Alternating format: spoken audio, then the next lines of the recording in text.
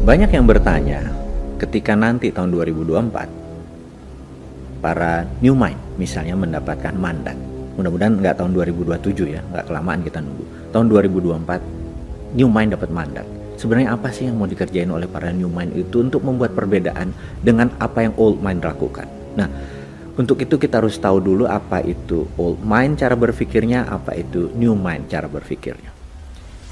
Kita tahu bahwa salah satu yang membedakan new mind dengan old mind adalah cara berekonomi. Kita tahu bernegara itu ada 7 hal, yaitu I, Po, Lek, Sos, Bud, Han, Kap. Ideologi, politik, ekonomi, sosial, budaya, pertahanan, dan keamanan. Nah, di dalam new mind, cara bernegaranya itu sedikit berbeda. Namun tujuannya sama. Kita pro Undang-Undang Dasar 45, kita pro NKRI garis lurus, kita pro kebinekaan, maksudnya Bhinneka Tunggal Ika, dan kita pro Pancasila. Itu kita tidak usah ubah. Sebelum kita masuk ke topiknya, ada hal yang menarik tentang Pancasila yang mungkin anak-anak atau sahabat generasi muda ingin bertanya, kenapa Pancasila itu dicemburui oleh banyak negara besar? Bukan negara saja, negara besar. Karena kita adalah memiliki dasar negara yang sangat keren. Karena kita menggabungkan 5 hal yang diimpikan. Dan ini bukan utopia, sesuatu yang dicita-citakan tapi tidak mungkin tercapai. Tapi ini benar-benar dasar negara yang dicemburui. Apa itu? Ketuhanan yang Maha Esa adalah belief in God. Dan itu adalah sila pertama. Sila kedua kemanusiaan itu artinya humanitarian. Ketiga, persatuan Indonesia.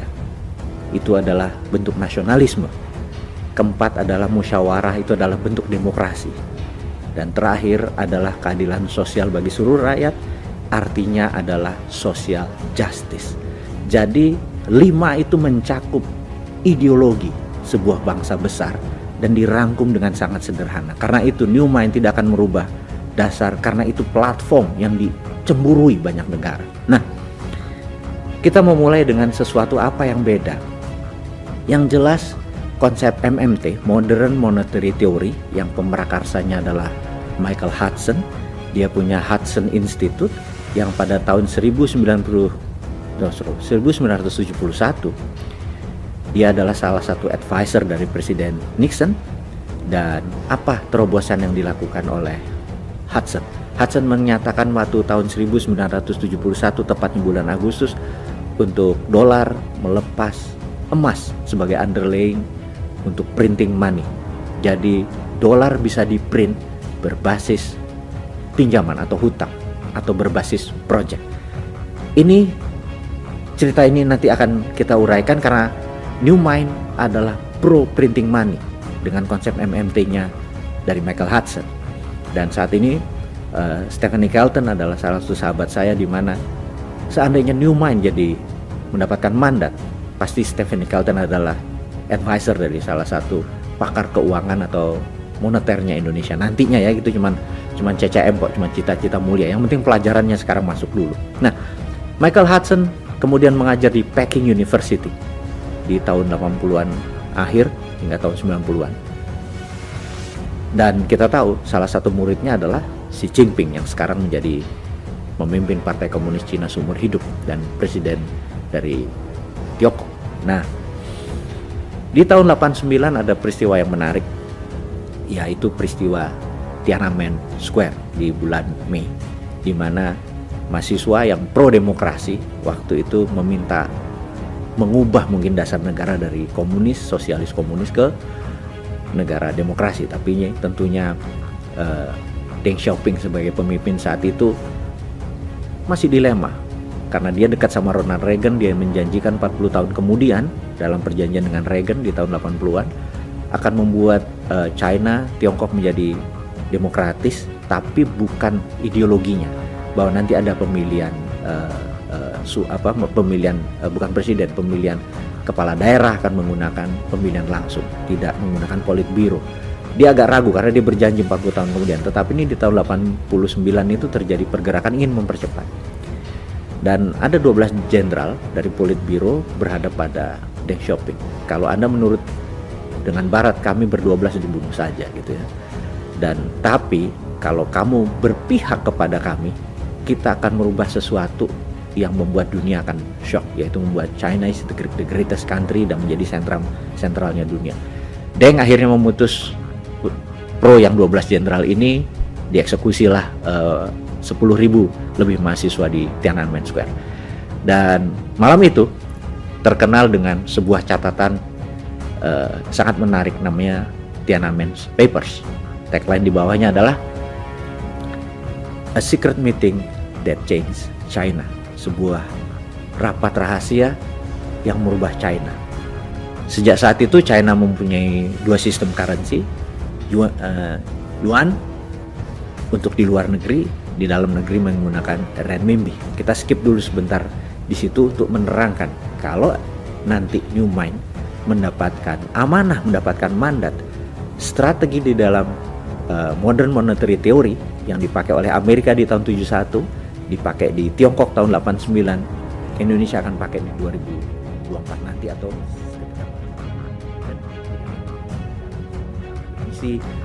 mereka-mereka yang sekolah ke tinggi sampai profesor sampai doktor mungkin di negeri barat, dan di mana seakan-akan ilmu MMT ini menganggap ilmu-ilmu konvensional itu sebagai false knowledge atau ilmu yang nggak terpakai. Nggak juga, nggak seperti begitu. Kita nggak menganggap Anda udah sekolah jauh-jauh ke Amerika mempelajari teori ekonomi terus MMT bilang itu false knowledge atau pengetahuan yang salah gitu ya. Karena buktinya sejak Indonesia merdeka, anggap tahun 71 deh kita mulai deh. Dolar waktu itu 1 rupiah cuma 200-an, sekarang udah 14.500, 15.000. Anda udah dikasih kesempatan 40-45 tahun mengelola ekonomi Indonesia, utang Indonesia naik, nilai rupiah tetap merendah, terus masih mau kasih chance gitu dengan teori Anda.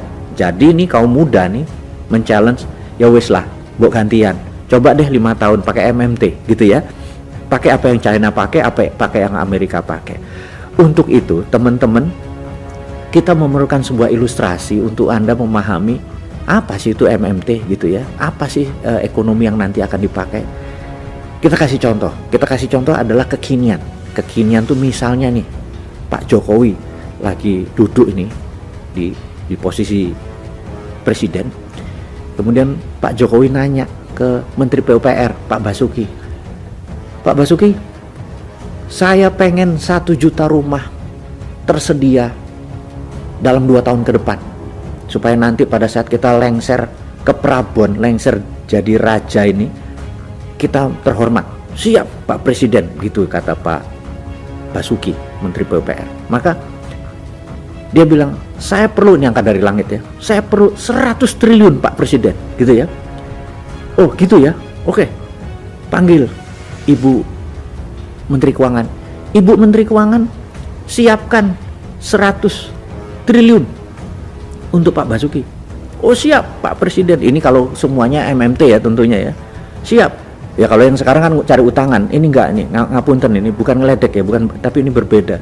Tapi intinya adalah siap Pak Presiden. Lalu dia datang ke Dirjen Moneter, printing money 100 triliun, kasih ke Menek BUMN, dipanggil Pak Erick Thohir. Ini perusahaan-perusahaan BUMN, kamu mendapat pekerjaan untuk membuat 1 juta perumahan untuk Kementerian PUPR. Oke, ditransferlah 100 triliun itu dengan syarat semua barangnya tidak ada unsur impor. Kusennya, pakunya, besinya, semennya, atapnya, semua lokal. Nggak lama kemudian kayu-kayu di Jawa, pabrik semen di Sumatera, di Sulawesi, semua bergerak, tumbuh, muter, belanja sana kemari, berdirilah bangunan-bangunan 1 juta unit rumah itu di mana-mana. Kemudian mereka mengangsur, 5 tahun orang mengangsur, tidak perlu bunga dan tidak perlu dinaikkan. Ini syaratnya. Kalau misalnya ongkosnya 100 triliun, ya 100 triliun dibagi 1 juta rumah, berapa itu? Ya udah, itu yang harus dibayar masyarakat. Masyarakat bayarnya nyicil selama 5 tahun.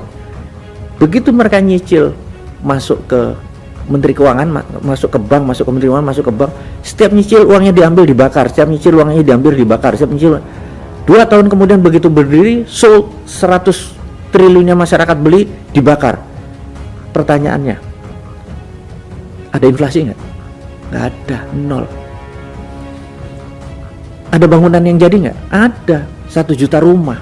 Murah orang nggak pakai bunga. Ekonomi tumbuh, muter gitu. Terus lakukan, oke, udah punya 1 juta, mbok bikin 10 juta rumah, mbok bikin jalanan, bikin jembatan, bikin pelabuhan. Duitnya dari mana?